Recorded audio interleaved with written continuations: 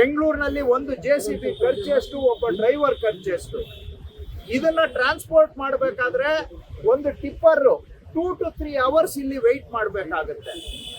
ಬೆಂಗಳೂರಲ್ಲಿ ಲಾರಿಗಳ movement restriction ಇರೋದ್ರಿಂದ ಒಂದು ಟಿಪ್ಪರ್ ಒಂದ್ ದಿನಕ್ಕೆ ಒಂದೇ ಲೋಡ್ ತಗೊಂಡು ಹೋಗಕ್ಕಾಗೋದು. ಯಾಕಂದ್ರೆ ಬೆಳಗಿನ ಜಾವ ಓಡಾಡೋಂಗಿಲ್ಲ, ಸಾಯಂಕಾಲ ಓಡಾಡೋ ಆಗಿಲ್ಲ, ಮಧ್ಯದಲ್ಲಿ ಮಾತ್ರ ಓಡಾಡಬೇಕು. ಸೊ ಒಂದ್ ದಿನಕ್ಕೆ ಒಂದೇ ಲಾರಿಯಲ್ಲಿ ಒಂದೇ ಲೋಡು ನಾವು ತಗೊಂಡು ಹೋಗೋದಕ್ಕೆ ಸಾಧ್ಯ ಆಗೋದು. ಅದಕ್ಕೋಸ್ಕರ ಏನ್ ಮಾಡಿದ್ದೇವೆ, ಈ ಚಿಕ್ಕ ಸೈಟ್ ಆದ್ರೆ 6,700 ರೂಪಾಯಿ ಕ್ಲೀನ್ ಮಾಡಕ್ಕೆ, ಅದರಿಂದ ಹಿಡ್ಕೊಂಡು ಸೈಟ್ ಮೇಲೆ ರೇಟು ಫಿಕ್ಸ್ ನಿಗದಿ ಆಗುತ್ತೆ. ಟ್ರಾನ್ಸ್ಪೋರ್ಟೇಷನ್ಗೆ 19,000 ಅಂತ ಹಾಕಿದೀವಿ. ಯಾಕೆ ಅಂದ್ರೆ 25 ಕಿಲೋಮೀಟರ್ ದೂರ ಹೋಗ್ಬೇಕು ಈ ಲಾರಿ. ಅಲ್ಲಿ ನಾವು ಕ್ವಾರಿ ಪಿಟ್ ಅಲ್ಲಿ ತಗೊಂಡೋಗಿ ಸುರಿಬೇಕು ಅಂದ್ರೆ ಈ ನಿಮ್ ಸೈಡ್ ತಗೊಂಡೋಗಿ ನಾವೆಲ್ಲೋ ರೋಡ್ ಸೈಡ್ ಅಲ್ಲಿ ರಾತ್ರಿ ಕತ್ತು ಸುರಿದಂಗೆ ಸುರಿಯಕ್ ಆಗಲ್ಲ. 25 ಕಿಲೋಮೀಟರ್ ದೂರ ಸಾಕಾಣಿಕೆ ಮಾಡಿ ನೋಟಿಫೈಡ್ ಸೈಟ್ ಅಲ್ಲೇ ಇದನ್ನ ನಾವು ಡಂಪ್ ಮಾಡ್ಬೇಕಂದ್ರೆ ಒಂದು ದಿನಕ್ಕೆ ಒಂದೇ ಲೋಡ್ ನಾವು ಮೂವ್ ಮಾಡಕ್ ಆಗೋದು. ಸೊ ಆದ ಕಾರಣಕ್ಕೆ ಅಷ್ಟು ಖರ್ಚು ಬರುತ್ತೆ. ಇನ್ನ ಕೆಲವರು ಕೇಳಿದ್ದಾರೆ, ಕಾಂಪೌಂಡ್ ಇದ್ರೆ ಜಾಸ್ತಿ ಮಾಡಿದ್ದೀರಾ, ಕಾಂಪೌಂಡ್ ಇರೋರಿಗೆ ಕಡಿಮೆ ಮಾಡ್ಬೇಕಾಗಿತ್ತು ನೀವು ಅಂತ. ಕಾಂಪೌಂಡ್ ಕಟ್ಟಿರೋದು ಒಳ್ಳೇದೇ, ಸ್ವಾಗತ ಮಾಡ್ತೇವೆ ನಾವು ಕೂಡ. ದಯವಿಟ್ಟು ಎಲ್ಲರೂ ಕಾಂಪೌಂಡ್ ಕಟ್ಕೊಳ್ಳಿ ಅಂತ ಹೇಳ್ತೇವೆ. ಆಯ್ತು, ಕಾಂಪೌಂಡ್ ಇರೋರಿಗೆ ನೀವು ಜಾಸ್ತಿ ಚಾರ್ಜ್ ಮಾಡ್ತಾ ಇದ್ದೀರಲ್ಲ ಅಂತ ಕೇಳ್ತಾ ಇದ್ದೀರಾ. ಯಾಕೆ ಜಾಸ್ತಿ ಚಾರ್ಜ್ ಆಗುತ್ತೆ ಅಂದ್ರೆ, ಕಾಂಪೌಂಡ್ ಇದ್ರೆ ಅದನ್ನ ಒಡೆದು ಒಳಗೆ ಎಂಟರ್ ಆಗ್ಬೇಕು, ಬ್ರೇಕಿಂಗ್ ಚಾರ್ಜಸ್ ಬರುತ್ತೆ. ಆ ಕಾರಣಕ್ಕಾಗಿ ಕಾಂಪೌಂಡ್ ಇರೋರಿಗೆ ಸ್ವಲ್ಪ ಎಕ್ಸ್ಟ್ರಾ ಚಾರ್ಜ್ ಅನ್ನ ನಾವು ಕೊಡ್ಲೇಬೇಕಾಗುತ್ತೆ. ಸೊ ಇಷ್ಟು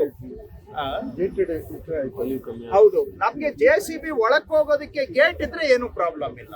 ಗೇಟ್ ಇಲ್ಲದೆ ಹೋದ್ರೆ ಬ್ರೇಕ್ ಮಾಡ್ಬೇಕಾಗಿ ಬಂದಾಗ ಮಾತ್ರ ಎಕ್ಸ್ಟ್ರಾ ಚಾರ್ಜ್ ಮಾಡಬೇಕು. ಗೇಟ್ ಇದ್ರೆ ಎಕ್ಸ್ಟ್ರಾ ಚಾರ್ಜ್ ಮಾಡಬಾರದು ಅಂತ ನಾನು ನಮ್ಮ ಅಧಿಕಾರಿಗಳಿಗೆ ಸೂಚನೆಯನ್ನ ಕೊಟ್ಟಿದ್ದೇನೆ. ಬ್ರೇಕಿಂಗ್ ಇನ್ವಾಲ್ವ್ ಆದ್ರೆ ಮಾತ್ರ ಎಕ್ಸ್ಟ್ರಾ ಚಾರ್ಜಸ್. ಇನ್ನೊಂದು ಹೇಳಿದ್ರು, ಪೆನಲ್ಟಿ ಯಾಕೆ ಹಾಕ್ತೀರಾ ಅಂತ. ನಾನು ನಮ್ಮ ಅಧಿಕಾರಿಗಳಿಗೆ ಹೇಳಿದ್ದೇನೆ, ಫಸ್ಟ್ ಟೈಮ್ ಕ್ಲೀನ್ ಮಾಡುವಾಗ ಪೆನಲ್ಟಿ ಹಾಕಬೇಡಿ. ಫಸ್ಟ್ ಟೈಮ್ ಕ್ಲೀನ್ ಮಾಡುವಾಗ ಪೆನಲ್ಟಿ ಹಾಕಬೇಡಿ. ಬರೀ ಏನು ಖರ್ಚು ಬರುತ್ತೆ ಆ ಖರ್ಚನ್ನ ಮಾತ್ರ ರಿಕವರಿ ಮಾಡ್ಕೊಳ್ಳಿ. ಸೊ ಪೆನಲ್ಟಿ ಹಾಕೋದಿಲ್ಲ, ಪೆನಲ್ಟಿ ಹಾಕ್ಬೇಡಿ ಅಂತ ನಮ್ಮ ಚೀಫ್ ಕಮಿಷನರ್ ಅವ್ರಿಗೆ ನಾನು ಒತ್ತಾಯ ಮಾಡಿದ್ದಾನೆ, ಅವರು ಒಪ್ಕೊಂಡಿದ್ದಾರೆ. ಸೊ ನಾವು ಬರೀ ಚಾರ್ಜಸ್ ಅನ್ನ ರಿಕವರಿ ಮಾಡ್ತೇವೆ. ಅಂದ್ರೆ ಏನು ಖರ್ಚಾಗಿದೆ ಆ ಖರ್ಚನ್ನ ಮಾತ್ರ ಜನಗಳಿಂದ ರಿಕವರಿ ಮಾಡ್ತೇವೆ. ಖರ್ಚು ಕೂಡ ನಮ್ಮದು ಜಾಸ್ತಿ ಇದೆ ರೇಟು, ನಾನು ಒಪ್ಕೊಳ್ತೇನೆ. ಹೌದು, ನಮ್ಮ ರೇಟ್ ಜಾಸ್ತಿನೇ. ನೋಡಿದಾಗ ನಮಗೂ ಅನ್ಸುತ್ತೆ ಜಾಸ್ತಿ ಅಂತ. ಎಲ್ಲಿಂದ ಬಂತು ಈ ರೇಟು ಅಂತ ಹೇಳಿದ್ರೆ, ಗೌರ್ಮೆಂಟ್ ಅಲ್ಲಿ SR ರೇಟ್ ಇದೆ. SR ರೇಟ್ ಆಧಾರದ ಮೇಲೆ ಒಂದು ಚದರ ಅಡಿಗೆ ಇಷ್ಟು ಅಂತ ನಿಗದಿ ಆಗ್ಬಿಟ್ಟಿದೆ. ಆ ರೇಟ್ ಅನ್ನ ನಾವಿಲ್ಲಿ ತಗೊಂಡಿದೀವಿ ಬಿಟ್ರೆ ಯಾವುದು ನಾವು ಏನೋ ಸೃಷ್ಟಿ ಮಾಡಿದ ರೇಟ್ ಅಲ್ಲ ಇದು. ಗೌರ್ಮೆಂಟ್ SR ರೇಟ್ ಅನ್ನ ಇಲ್ಲಿ ಅಡಾಪ್ಟ್ ಮಾಡ್ಕೊಂಡಿದ್ದೇವೆ. ಹಾಗೂ ಅಷ್ಟಕ್ಕೂ ಮೀರಿ ಇದು ಜಾಸ್ತಿ ಅಂತ ಅನ್ಸಿದ್ರೆ, ಹೌದು ಇದು ಜಾಸ್ತಿ. ನಾನು ಮತ್ತೆ ರಿಕ್ವೆಸ್ಟ್ ಮಾಡ್ತೇನೆ ಜನಗಳಿಗೆ, ದಯವಿಟ್ಟು GBN ಅವ್ರಿಗೆ ನಿಮ್ ಸೈಟ್ ಒಳಗಡೆ ಬರೋದಕ್ಕೆ ಬಿಡಬೇಡಿ. ತಾವೇ ತಮ್ಮ ಸೈಟ್ ಅನ್ನ ಕ್ಲೀನ್ ಮಾಡ್ಕೊಂಡ್ಬಿಡಿ.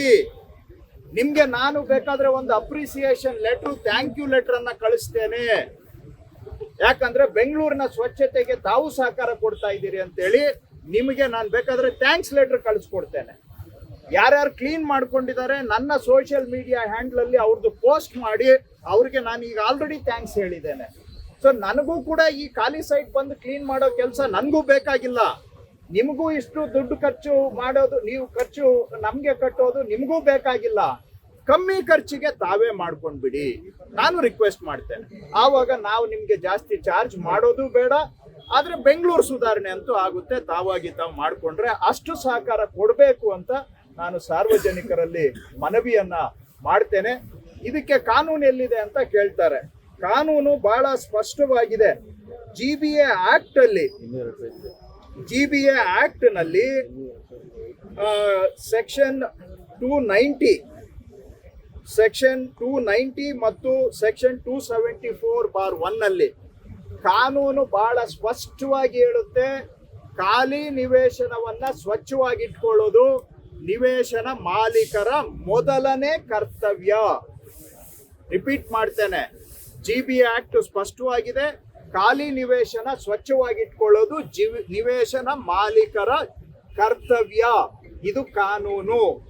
ಕಾನೂನು ಇದ್ರೂ ಕೂಡ ನಾವು ಕಣ್ಣು ಮುಚ್ಕೊಂಡು ಕೂರೋದು ಒಪ್ಪಲಿಕ್ಕೆ ಆಗೋದಿಲ್ಲ. ನನಗೆ ಕಾನೂನು ಗೊತ್ತಿಲ್ಲ ಅಂತ ಹೇಳಿದ್ರೆ ನಿಮ್ಗೆ ಕಾನೂನು ಗೊತ್ತು ಮಾಡಿಸ್ತಾ ಇದ್ದೀವಿ. ಈಗಲಾದ್ರೂ ಅರ್ಥ ಮಾಡ್ಕೊಳ್ಳಿ, ignorance of law is no excuse.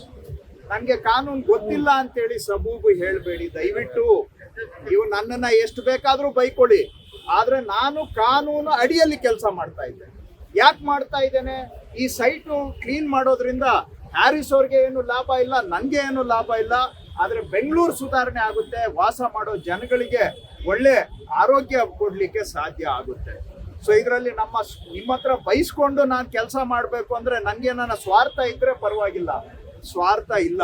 ನಮ್ಮ ಸರ್ಕಾರ ಮುಖ್ಯಮಂತ್ರಿಗಳು ಹೇಳಿದ್ದಾರೆ, ಸಾರ್ವಜನಿಕ ಜಾಗದಲ್ಲಿ ನೀವು ಗೌರ್ಮೆಂಟ್ ಅವ್ರು ಕ್ಲೀನ್ ಮಾಡಿ, ಪ್ರೈವೇಟ್ ಸೈಟ್ ಅಲ್ಲಿ ಜನ ಕ್ಲೀನ್ ಮಾಡಬೇಕು ಅಂತ ಹೇಳಿದ್ದಾರೆ. ಬೆಂಗಳೂರಿನ ಸುಧಾರಣೆಗೆ ದಯವಿಟ್ಟು ಜಸ್ಟ್ ಕ್ಲೀನ್ ಮಾಡಿ, ನಿಮ್ಮ ಸೈಟ್ ಅನ್ನ ತಾವು ಮಾಡಿಕೊಂಡು ಸಹಕಾರ ಕೊಡಬೇಕು ಅಂತ ಮನವಿ ಮಾಡ್ತೀನಿ.